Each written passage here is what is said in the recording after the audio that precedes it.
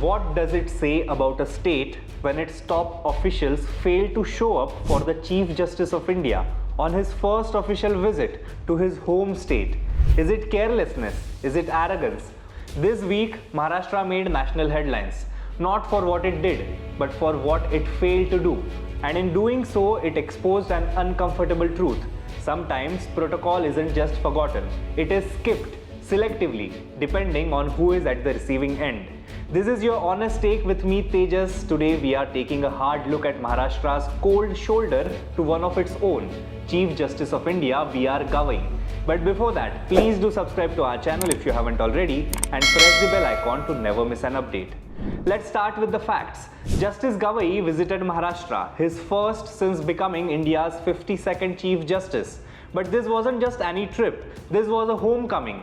Born and raised in Maharashtra, educated here, rose through the Bombay High Court, his father R.S. Gavai was a respected Ambedkarite leader.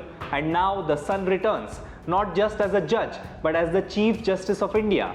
And what does the state do to receive him? Nothing. No Chief Secretary, no Director General of Police, no Mumbai Police Commissioner, not a single senior bureaucrat present to welcome one of the top 3 constitutional authorities in the country. Let that sink in. This isn't just about garlands or red carpets. This is about protocol, the bare minimum institutional courtesy expected between arms of the state. A gesture of respect, not to the person, but to the office. But Maharashtra's top brass did not show up. Officials later claimed it was a lapse. But was it? Because here is what we know. Lapses at this level are rare. They don't happen by accident. They are usually noticed and fixed well in advance. But this time, they weren't. No alternative arrangements made, no public clarification in advance, no junior official deputed to stand in. And that silence, it was louder than any excuse.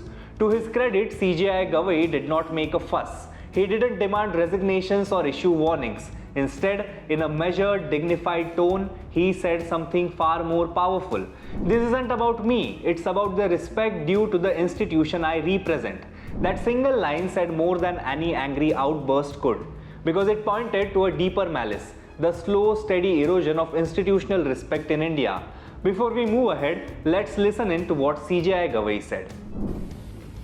Maharashtra राज्यातला एक व्यक्ती chief justice of India म्हणून महाराष्ट्रात पहिल्यांदा येत असताना महाराष्ट्राच्या chief सेक्रेटरीला किंवा महाराष्ट्राच्या डायरेक्टर जनरल ऑफ पोलिसला किंवा मुंबईच्या पोलीस कमिशनरला तिथे येण्याची योग्यता वाटत नसेल तर त्याबद्दल त्यांनीच विचार करायला पाहिजे की मला प्रोटोकॉलचा बिलकुलही हे नाहीये. मी अजूनही अमरावतीला जातो, नागपूरला जातो, तर मी पायलट एस्कॉर्ट घेऊन जात नाही.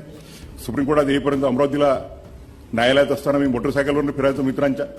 परंतु it's a question of respect by the other organs of the institution to the judiciary.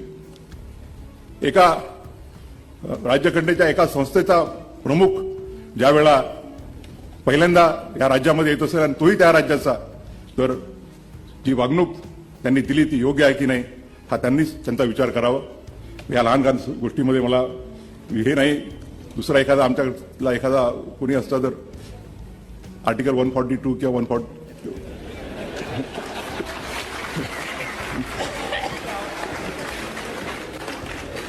लहान लहान गोष्टी आहेत, पण तुम्ही उल्लेख यासाठी केला की लोकांना कळलं पाहिजे.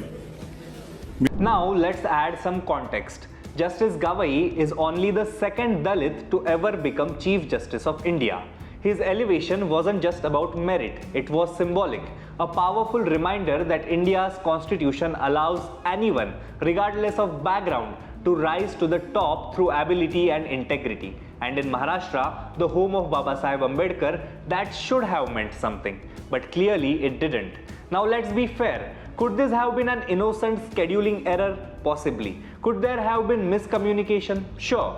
But when every top official is absent at the same time during a Chief Justice of India's visit, that's not an accident. That's a collective shrug. And it's not the first time we have seen this kind of bureaucratic indifference. State bureaucracies in India often operate like insulated power centers.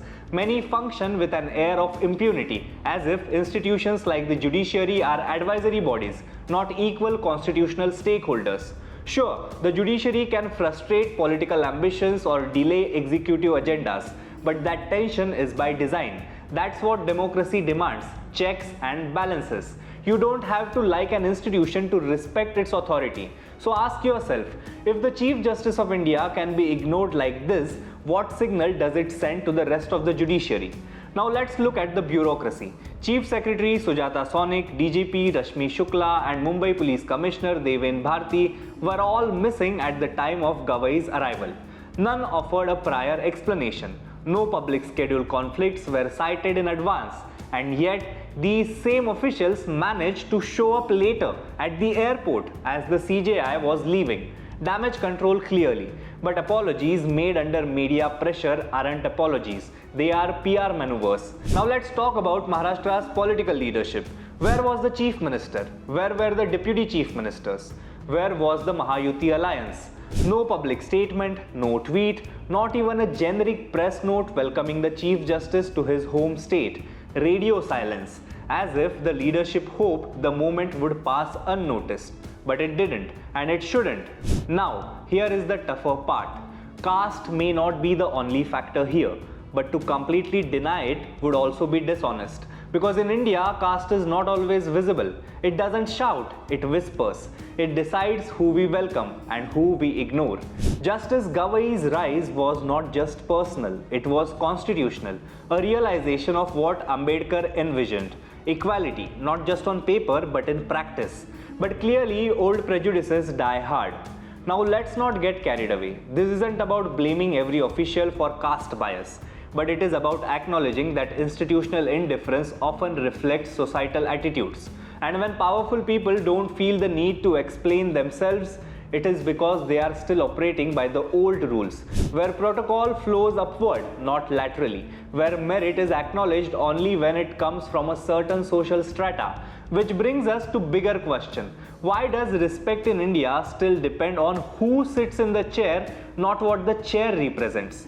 Would this have happened if Justice Chandrachud was visiting? Would the same indifference be shown to Justice Ramana or Gogoi? Highly unlikely. We have seen how the red carpet rolls out for certain names. Motorcades rerouted, cabinet ministers deployed, social media flooded with smiling photos of film stars, cricketers, godmen. But when the Chief Justice of India, the constitutional guardian of our rights, lands in Mumbai, silence. That's not a scheduling issue, that's a systematic attitude problem. So where do we go from here? Not just with apologies, not just with half-hearted statements, but with corrective action. The state government must issue a formal explanation and take ownership. The Department of General Administration must review protocol lapses and ensure that they are never repeated in future. The Chief Minister must send a strong message. Constitutional officers, regardless of caste, background or political convenience, deserve institutional dignity. More importantly, there needs to be introspection. Because the moment we start treating protocol as optional, we send the message that institutions are respected only when convenient. And when that happens, democracy does not collapse overnight. It corrodes slowly, silently from within. Let's also be clear, Justice Gavai did not ask for special treatment. He asked for constitutional parity and Maharashtra failed to provide it. In doing so, it didn't just let down a man, it let down the values he represents. This was your honest take for the day. Stay aware, stay sharp and keep asking tough questions.